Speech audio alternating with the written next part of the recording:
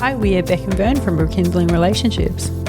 Welcome to our podcast designed to help couples and parents create a more loving, healthy and fun relationship together. Our aim is to support couples to better communicate as well as help them navigate the tricky aspects of relating. As well as creating fun dates and creative workshops, we mentor couples and individuals. Hope you enjoy our podcast and it helps your relationship to thrive. Hey everyone, Hey everyone. it's Vern and Beck and we've got some questions. We sure do. So I've got questions for you, Vern, because these are the most Googled questions to do with relationships that we thought we would just cover and answer people's questions. Yeah, fantastic. Are you ready? I'm going to start with you because it's all to do with men, these questions. Alrighty, I'm ready. I know this is your favourite topic, men and mental health and therapy. It is one of my favourite topics. There's lots of things I do like to talk about. I like to talk about my garden. Our children don't want to hear about the garden. I've been telling them how big my zucchinis are. They're not interested. Have we just gone to a gardening? This is not a gardening It's podcast. not a gardening Anyone podcast. Who's just Anyone who's listening is like, hang on a second. That's not what we signed up for. This is not about Yeah. how to help your zucchinis thrive. This is how to help your relationship thrive. Ready? Are you ready? Oh, if you use zucchini as a metaphor, then yes, it could help your zucchini thrive. You had to go there, didn't you? I did. Okay. Should men go to counselling? That is the first question that's come up. I would love to see what Google said about that. I hope it said, yes, definitely. Everybody should go. People who identify as men, people who identify as women, people who identify as chickens. Everybody should go to therapy if they've got some unresolved stuff going on. Maybe if you identify as a chicken, you should really go. Like that. Then you definitely need some therapy. Actually, that's really true, isn't it? I think what's happened is that maybe therapy has been destigmatized, and men going to see someone has become the norm. I really hope it has. I talk to a lot of men out there who have never ever spoken to anyone about the stuff that's gone on in our lives, and we've even had couples in here where a guy will start talking about this thing that happened to him in childhood, and he's never spoken to his wife about it or his partner Or anyone. It's This crazy, will be the first isn't it? time it's ever come up. And the problem with that is, I think the men don't realize how important it is to process what's going on inside them. We think that it's not that important. We'll just push it down and just get on with it. But it does come back and, get in the way of our relationships and in work and all sorts of things. Yeah, excellent. I feel like you covered the second question, which is why should they go? But another question for you is why do you think men are reluctant to seek therapy? Oh, I think that they believe it's going to be just a talk fest. And I guess with some people it is. It's just they sit down and they talk about these things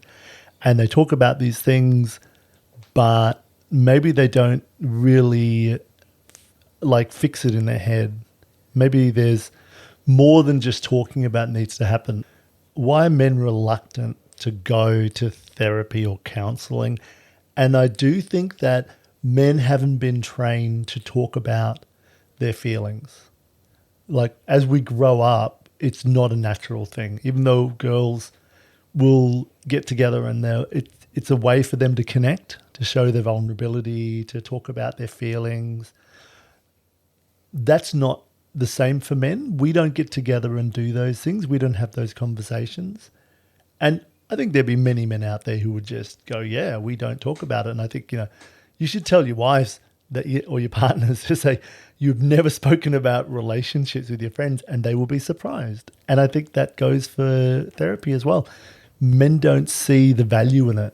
I don't think we value the act of talking about things to process it. Sometimes we think talking about it is just be a woman's thing, where they just talk and talk and talk and talk about their emotions.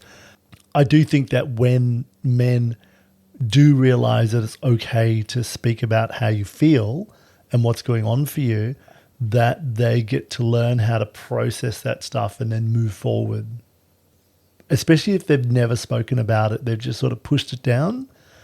I think in the act of speaking about it, and that's not just speaking about it, like learning that emotional vocabulary and learning how to talk about these things is really important, and a therapist or counselor can help with that. It can also be learning how to talk with your mates and just talk on a deeper level, but it is about learning how to speak about what's going on for you, what's happening inside of you. I think it's really important. So in your experience, what type of therapy do you think works best for men? That's a really good question, because it is different. I think it is different than women. I think women, the face-to-face, let's have a conversation about things is the natural way for women. I don't think it's natural for men. I don't think we do that very often. For me personally, if I want to talk about something, like say one of my mates and I go for a walk, and then as we're walking along, we don't have to look at each other. We can just talk about the thing. But most of us are too scared to talk to our mates about it, so we don't say anything. But I really feel that sort of walk and talk is great therapy.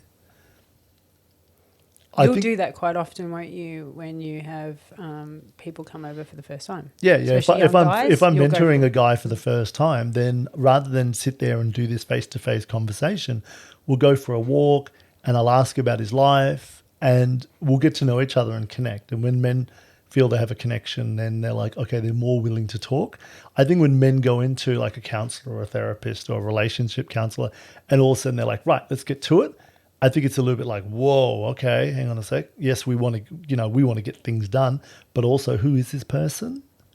Why are they asking? It's not natural for us to be vulnerable. Being vulnerable can be dangerous. Being emotionally vulnerable can be really dangerous. I think for me, after I've been to see counsellors and therapists after, separations, and also losing when I lost my mum 10 years ago. And I haven't been for a while. I don't think I need it, but occasionally I think maybe I do need it. But now what I've done is I've created a group of friends who I can go and sit down and talk with, and I have a regular men's circle. So that to me acts as therapy. I get to speak about this with a group of men who I trust, and then in that way I get to process it, and it's okay. Do you feel it's weak for men to go to therapy? Yes, they're very weak, soft. You should go to the gym instead. Work on your muscles. It's so funny that men would happily go to the gym for hours and hours and hours and really put their body through quite intensive training, or things like Tough Mudder or, climbing mountains. Men will actually, I feel like they'll do anything. It doesn't matter how physically painful it is, as long as it's not talk about their emotions, because talking about your emotions is way harder. I think the strongest thing a man can do is actually learn about what's going on inside him, because that's the hard thing. That's a challenge there. Can you go deep inside and work out why you react like you do, what's going on for you in certain situations? When you can do that, when you really sit with your own emotions, there's an emotional strength in that, and that you build yourself up from the inside out. I think at the moment we sort of work on the outside in, where we do all this physical stuff and we make ourselves feel more confident, maybe because we've got bigger muscles or because we're really smart and we use our brain to problem solve. But I really believe we're a little bit scared about going deep inside because we don't know it. We don't understand it. Why do you think men struggle with their mental health? And in Australia, that's our highest suicide rate, isn't it? In older men. Yeah, it's actually in older men. It's a massive problem.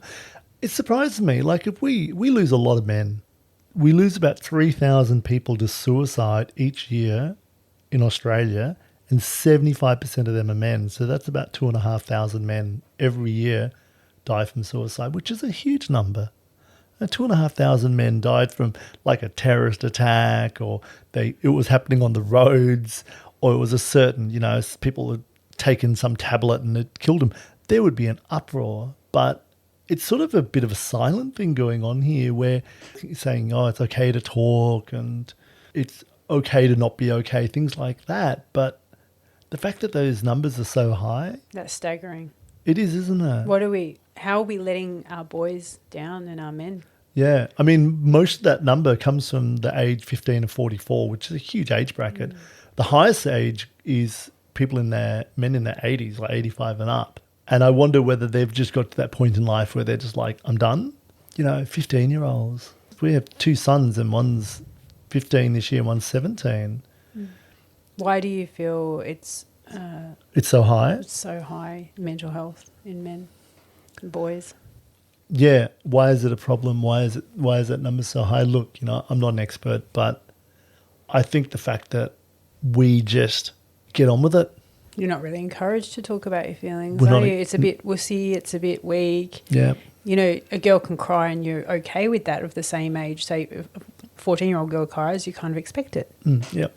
But boy, you're like, oh, come on, toughen up a little bit. The stigma and mentality is still a little bit, archaic in that way. That we Still biased, isn't it? Yeah, it is a bit archaic. It is a bit of an old way of thinking that men shouldn't be able to talk about their feelings. Maybe it's the fact that we still haven't got to that stage where it's okay for men to be vulnerable. I don't think we have. I sort of hope that the younger generation, with the internet and people talking about stuff, that would change a little bit. But then you get these people like Andrew Tate who are out there. It's so much toxic masculinity that may be stopping men from being vulnerable because it's not seen as, it's weak. That idea that when men take care of themselves, it's weak. I feel like if a woman has something go on for her, and I'm going to generalize, but see what you think in your own world. If a woman has something happen, she'll reach out to her friends and talk to her friends about it, and her friends will be like, yeah, we get it, and they'll help her, they'll support her in that. When if something happens with men, they just go to ground, isolate themselves, and they don't feel like they can talk about it because they don't want to burden other people with this thing that's going on for them, or they feel like maybe they're weak if they speak about it. And I really believe that if men actually reach out to their friends and say, hey, I'm going through a hard time, this has happened, their friends would feel really good about helping them, because they'd be like, wow, I really want to help you in this because you're my friend. And then it's reciprocal. Then that friend might reach back. And maybe we need to change that culture that men can actually talk to their friends. I know a lot of men, as they get older, they don't really have close friends anymore. They've made their work and their families their priorities, and they've taken themselves off the table, but they've taken their relationships with men off the table. I was working with a guy the other day who's been fishing with this group of guys for years, 20 years, 30 years. They've been mates for so long, and they never talk about relationship. They never talk about what's going on for them. They never talk about if things have been hard, even though they all know this is going on in each other's lives, but they're all too scared to ask, which is really sad, because this gives them an opportunity to be closer. And for men out there who are listening to this, or, partners of men, when you realize that by reaching out and asking for help, you're also giving the opportunity for that person to reach back, and both people get to grow in that space, and you get to grow together. This is how we have these relationships for life and these connections for life. And we actually help each other to be mentally and physically healthy by just having that connection. I know you're a firm believer in men helping other men. So you hold a lot of men's circles and you hold space for each other, for men to be vulnerable. You hold dance sessions and movement sessions for them to express themselves in other ways. How can a partner help a man, or someone who identifies as a man, help them with their emotional health or be vulnerable? What can they do to open up that as a partner, as a female partner? Well, that's actually a question which I'd ask you. What do you think? Because, I can't speak to the partners of men, because I know how men are struggling with it. What do you think they should do? Well, as in, how can the woman help the man be more vulnerable? Okay, well, as a man, what works for you? Okay, let's say in regards to us is that, and we've worked on this. We've got better and better at this. That when I'm talking about something which is really deep and really emotional, that you have to communicate with me like a man. rather than maybe like a woman. And this is something we've Because had we want a discussions mother. about. You want a mother, and you also, I think, Nurture. you want to nurture. And I think when women talk to each other, they cross-talk as well. Do you know what I mean by cross-talk? What you would feel as talking over you. Exactly. That's just our way of communicating as Yeah, women. you all You talk- probably see it when we're mentoring couples a lot. Yep. And women will talk over each other. One will be talking and then another one will be talking and then somebody else will be talking. That's the norm, isn't it? What you're doing is you're sort of, by talking as well, you're sort of affirming what the person's saying and you're giving them support and nurturing and giving your own opinion. And it's a lot of like gabble, gabble, gabble, gabble, Yeah, gabble. like chickens and It's like watching, it's like watching chickens all just having a good old chat. yeah. Men don't talk like that. We very much don't look at each other when we talk. We listen to each other. So you can't just be talking over each other. And if you're talking with a man, then you have to let them speak and let them finish. Like, talk it out. Something I'm still working on. By the way. It's a different way of thinking though, isn't it? Like, you want to jump in because you want to show me that you're listening. I know you're listening because you're being quiet. Being quiet shows that you're really listening to my response and you're taking it in. Which also I'm still working on. Not good at being quiet. But I guess for men, it's really respectful as well. If you ask a man a question or you're talking with a man, they will talk and then they'll take it in turns to talk.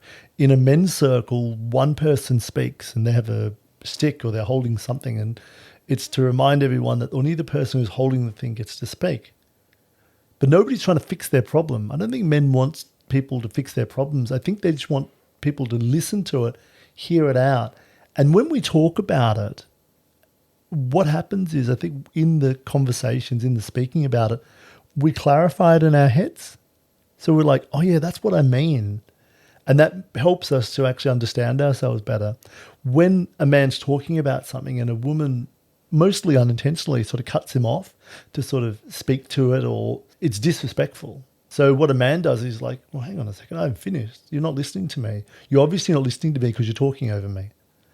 Also, if a man's going emotional, he's talking about something which has happened to him or something deep and something which is hard, and you talk, you bring him out of that. It takes a while, I think, for men to go deep into their emotions. They've got to sort of find their way in. If you speak, then you pull them out, and what you do is you stop it from happening. I sometimes think that women get a little bit afraid of hearing their partner's emotions. They're like, oh, I'm not used to him being emotional. I don't know what to do with this. I'll try and stop it. Where the reality of it is, if you let them actually go through and work it out, they're much better men. They better understand themselves better. They clear some stuff out of their heads, and they move forward.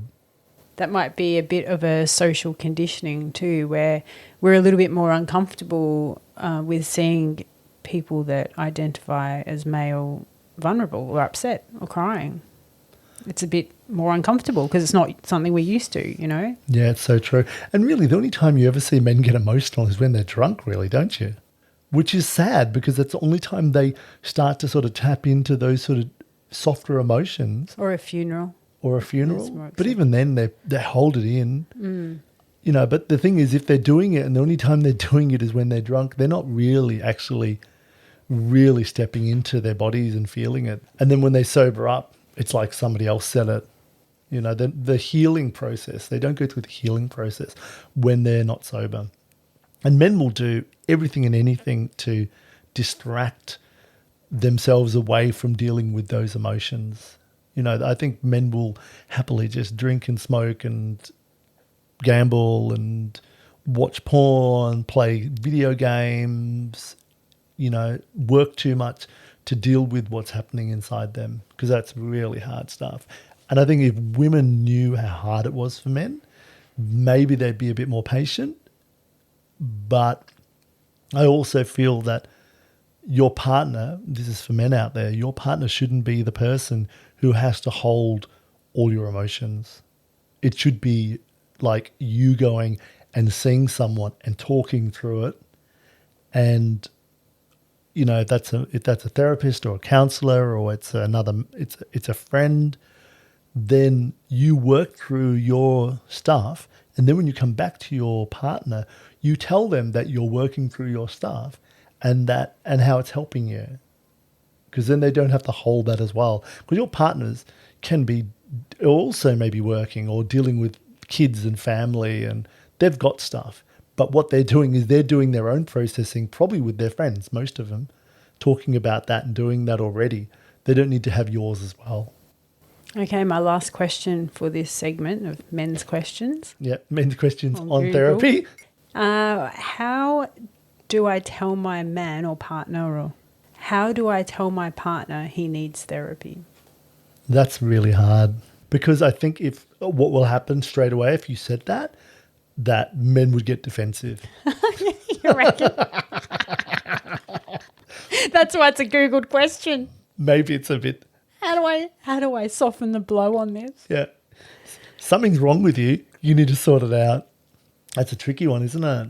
How would you How go would you about how would you go about it? Like, if you think I needed therapy, do you think I need therapy? I think everyone does at some point. Good answer. Yeah. But like, what would you like to hear from your partner? Like, what would not be offensive, I guess? I feel that if a couple have been taking the time to work together on understanding each other, then there's a space for it. If it comes out of the blue, it's a bit tricky. It might be in a question where a woman is sort of asking questions about a man's past, going a bit deeper, asking, what was that relationship like with his father, his mother? Did he have trauma from when he was young? Or maybe he doesn't realize it was trauma. What are those experiences he had when he was young that shaped him, positive or negative? That helps get to the heart of where the problem might be, because most of our stuff comes from when we were younger. Anything that's happened as an adult, hopefully the partner would know. And maybe the partner could say, hey, I wonder if that's something that you've struggled with. And I know from talking with my friends or talking with a counsellor, if that person sees one, that it's really helped me to sort of move on from that. And that process it. Process it. So it's about sort of couching that in it's not that you need help, but this is something I've seen has helped people. And that way a man can sort of, then it becomes an option for a man. They can weigh that up and be like, oh, okay, maybe that is an option for me. And that might change the way he feels about therapy. If he realizes that there's actually, it's like a business mentor.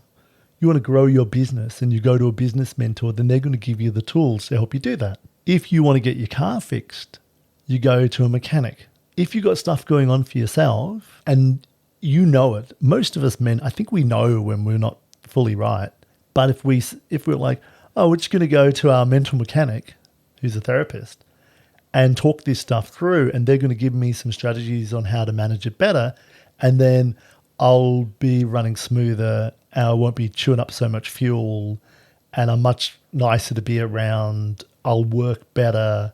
I'll be better in intimacy. There's so many good knock-on effects from a man going to therapy. So many layers. And maybe if they knew, oh, actually this would help fix a whole lot of things for me, then more of them might go. Yeah, nice analogy there. And if any men out there are listening to this and going, yeah, I need to talk to someone, then give us either look for someone in your local area or contact me at Rekindling Relationships. I'd love to have a chat with you, and I'm sure I can help. And I feel like once a man has a chat to someone and they're like, oh, that person seems all right. Okay. I've seen the changes in men. I've seen what happens when I sit down with men. And I've got men who I've been working with for 6 months to years. I've seen how their lives have got better just with a little nudge here and there to help them on the way and to make them realize there's nothing actually wrong with them. There's nothing wrong with you. Yeah. Most of the time you're just dealing with old stuff and you've never been given the tools on how to deal with it. You've never been given any strategies. You've never been told that it's okay to be a bit all over the place. That's how we all do it. Sometimes a bit of a chat can actually nudge you in the right direction. It's interesting because we had this conversation the other day where I was doubting that maybe I was as good as you, Vern. This one. Well, I can understand that. Because, you know, you see results from men, and I can even see, you know, from when they first come, their body language, to when they come the second, third time. And they don't even have to come very many times. Like, it's just the first couple of times. You've really shifted stuff in them just by them talking to you and talking about stuff they've never spoke to anyone about. And I think because men don't do it, whereas us, like you said, us women talk to our friends and stuff, so the changes are not so dramatic. Yes. Yeah. Yeah, nice. Thank you. I do appreciate it. I do feel like that, you know, it is one of the things I love doing. I love working with men. After a good chat and a bit of a explore about what's going on, that men walk away and they're like, oh yeah, actually I feel better, and I feel like things aren't so hard and aren't so bad, and I feel like maybe in that way I've not only helped that man, but I've helped that relationship, and then I've helped that family, and there's like this There's a roll-on effect. You've helped his kids, you know. Exactly. There's a ripple effect that goes out. He's a different man that shows his boys how to be a different man. And it changes families, and it changes his relationships with other people. So then he grows. And I think this is the thing. Rather than thinking about his mental health and you're broken and you need to be fixed, is thinking about it as like going to a gym. Is that if you can work on those emotions and work on what's going on for you, and do the pull-ups and the mental press-ups and the emotional growth, your life will get better. Your relationships will get better. Everything works better. It's smoother. It's easier for everyone. It's just as simple as just reaching out and having a chat. And if you can't do that with your mates, then, you know, find someone you can do that with. Okay. And that's the end of that. And there we go. So great conversations. Good on you, Google. Thanks for coming up with all the great questions for us. I hope that helped. All right. Thanks for listening. Bye.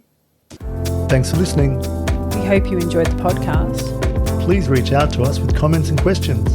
And you can find out more about us at rekindlingrelationships.com. Or find us on YouTube, Instagram, and Facebook.